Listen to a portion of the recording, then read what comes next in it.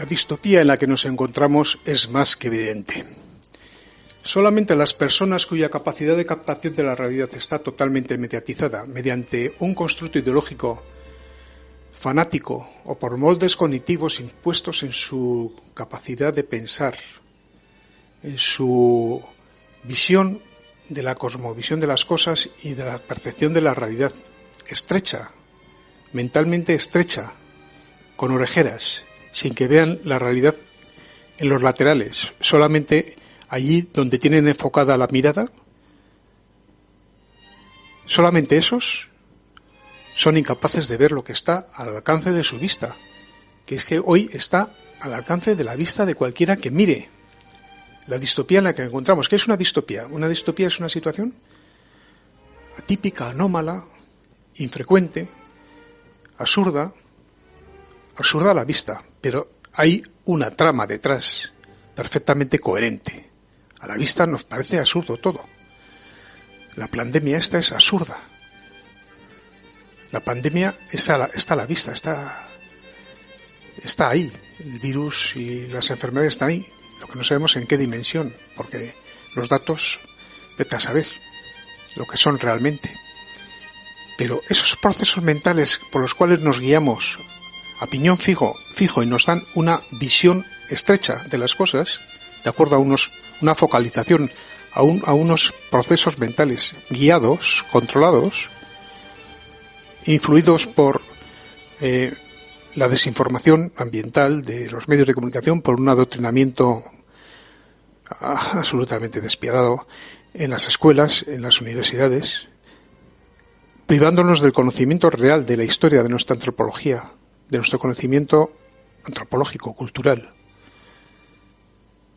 Eso nos lleva a pensar de una manera imperfecta, a no saber captar la realidad de lo que somos y de dónde venimos, y sobre todo pensar hacia dónde vamos, es decir, la incapacidad de pensar por nosotros mismos.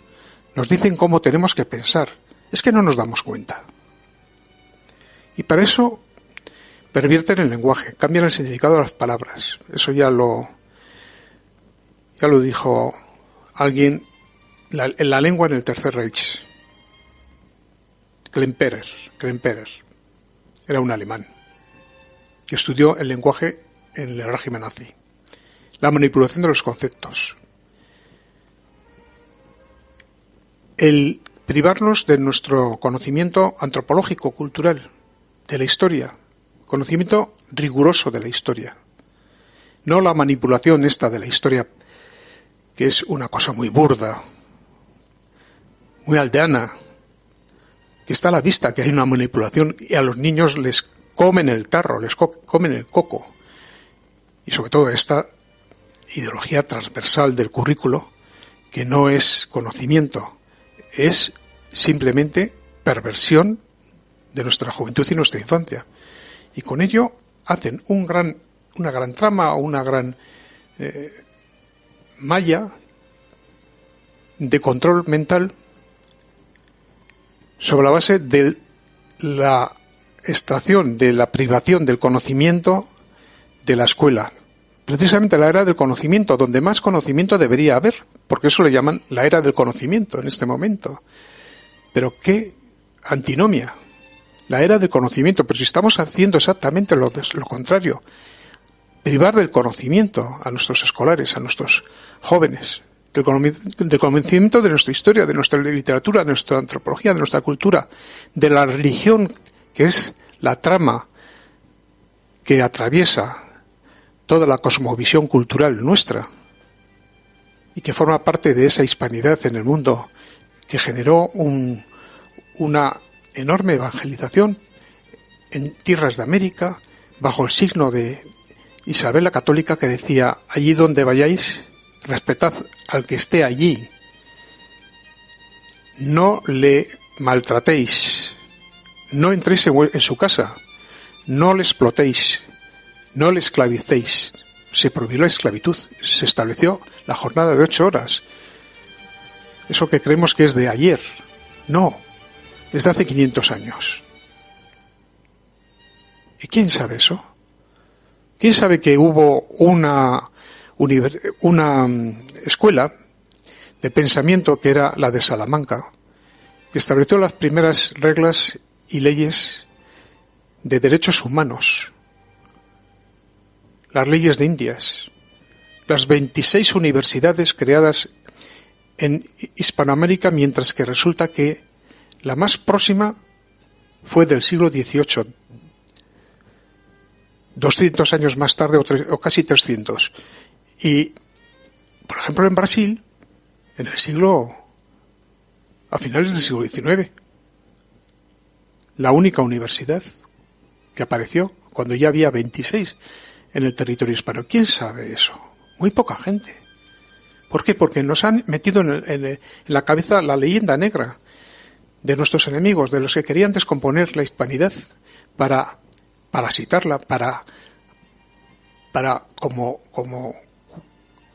aves rapaces cernirse sobre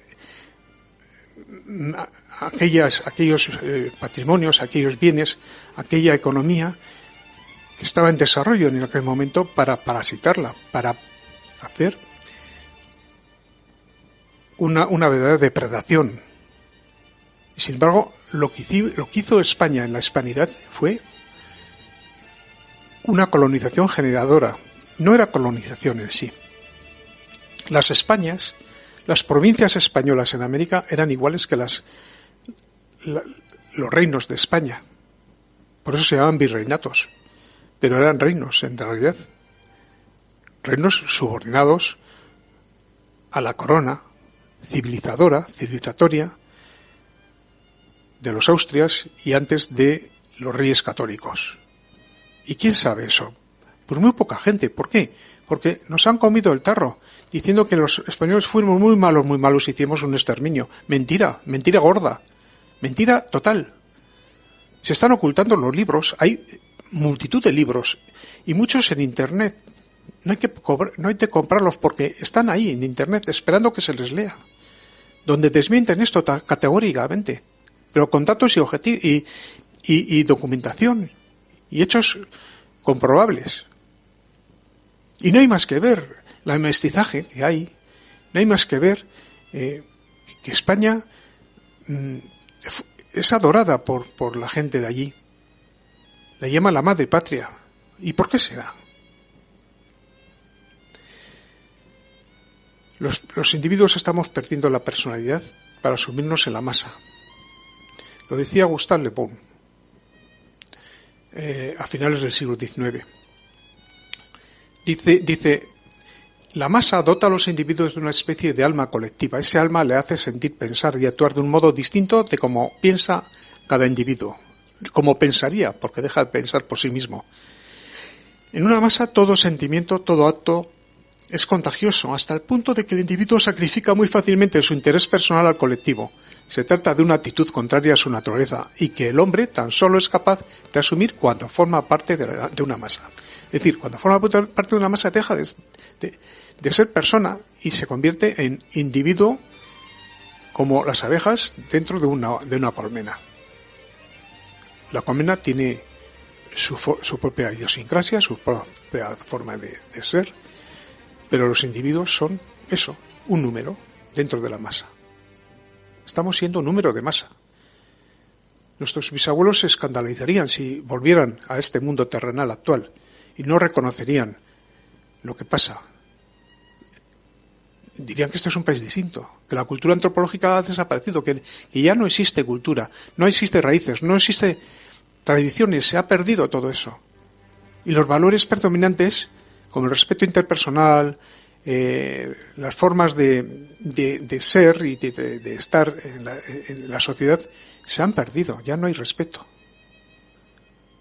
¿Y por qué hay tantos suicidios? Algo muy malo está ocurriendo en nuestras sociedades, llegado por una ingeniería perfectamente articulada para desestructurar las sociedades, para desarmar su entramado cognitivo heredado y su formación humanística, mediante la instalación en las aulas de nuevas formas construidas mediante ingredientes ideológicos de adoctrinamiento, cuyo objetivo es modificar la capacidad cognitiva y la captación de la realidad. Mis dos libros Nueva defensa de hispanidad. Y la hispanidad descompuesta trata de recuperar esos lazos, esas raíces, entender lo que fue la hispanidad, orgullosamente entenderlo, porque fuimos algo inaudito en la historia de la humanidad, al conquistar aquellos territorios y ayudar a la gente que estaba allí, escolarizarla, enseñarle a leer y escribir, con hospitales, ciudades nuevas, infraestructuras, enseñarles el uso de las herramientas en la agricultura, nuevas técnicas agrarias. Eso fue una plataforma de salvación de aquella sociedad. Todavía existían los sacrificios en los altares, miles de personas sacrificadas anualmente, de los enemigos de los incas contra los tal, en fin. Se comía carne humana, en fin, es que es una cosa, y allí se llevó la civilización. Fue una imperio generador un imperio generador. Y entonces esa nueva defensa de la hispanidad hay que hacerla hoy, igual que la hizo en su libro Defensa de la Hispanidad Ramírez de Maeztu. Y en la hispanidad descompuesta hablo de cómo se descompuso esa hispanidad. ¿Qué hizo la masonería junto al poder inglés? ¿Qué tramas, qué conspiraciones hubo para controlar y hacerse con el poder dentro de esos territorios que eran la hispanidad, para descomponer el imperio y quitarle la hegemonía? Y para ponerse ellos, quítate tú para ponerme yo. Y entonces, esa desvertebración, esa desestructuración de los lazos que nos unen, se hace tomando conciencia de lo que fuimos, de dónde venimos y a dónde vamos. E irritándonos cuando le cortan la cabeza a Colón, ultrajan a Isabel la Católica en Estados Unidos, estos de seguidores de Biden, y derriban estatuas como la de Hernán Cortés, la de Fray Junípero de Serra, por ejemplo. Esto no es permisible, y entonces, si no somos capaces de tomar conciencia de esto y no nos unimos todos los hispanos de aquí y de allá, y seguimos fragmentados, nos convertiremos en pasto de los depredadores de China. Cada uno de los países en los que se descompuso los virreinatos, cada uno de ellos han sido incapaces de desarrollar sus propias potencialidades, sus materias primas, la explotación de esas materias primas, porque están empobrecidos. Si todos juntos hubiéramos actuado, hoy seríamos la primera potencia del mundo, probablemente por encima de Estados Unidos. Es que somos tontos. Bueno, pues de esa tontería hablan mis libros. La hispanidad descompuesta y nueva defensa de la hispanidad.